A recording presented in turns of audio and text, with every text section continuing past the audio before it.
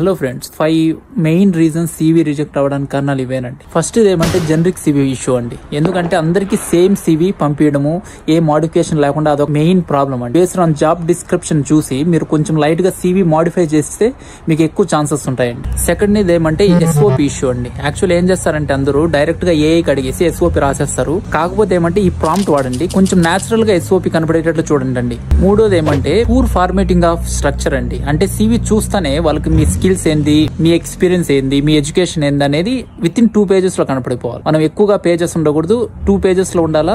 Structure అనేది చాలా clear గా ఉండాలి. అంటే ఏమంటే ఏటీఎస్ ఒకసారి ట్రాక్ అయిన వెంటనే ఆ తర్వాత హ్యూమన్ స్కిమ్మింగ్ కూడా ఒకసారి ఉంటదండి. ఆ స్కిమ్మింగ్ లో ఈ సివి స్ట్రక్చర్ అనేది క్లియర్ అండ్ కాన్సైజ్ గా ఉంటే ఈజీగా మీకు కాల్స్ వస్తాయి. ఫోర్త్ ఏమంటే ఓవర్లాపింగ్ ఆఫ్ అకాడమిక్ స్ట్రక్చర్ అండి. అంటే ఏమంటే మొత్తం అకాడమిక్ గురించి మీ సివిలో ఉండకూడదు. 30% అకాడమిక్ గురించి, మిగతా 70% ఎక్కువగా మీ రియల్ లైఫ్ వర్క్ ఎక్స్పీరియన్స్ గురించి ఉండాలండి. చాలా మంది స్టూడెంట్స్ కి ఇదే ఇష్యూ అయిందండి. ఫిఫ్త్ ఏమంటే చాలా మంది రైట్ టు వర్క్ స్టేటస్ పెట్టట్లేదండి. చాలా మంది ఏమనుకుంటారు, పెట్టకపోతే మనకు ఆ తర్వాత మాట్లాడుకుందాం అనుకుంటారు. చాలా వరకు రిజెక్షన్ అది లేక పెట్టిన వాళ్ళకి ఎక్కువగా ప్రయారిటీ ఇచ్చేస్తున్నారు. అందుకని రైట్ టు వర్క్ అనేది పెట్టడానికి ట్రై చేయండి. ఆల్ ది బెస్ట్ అండి.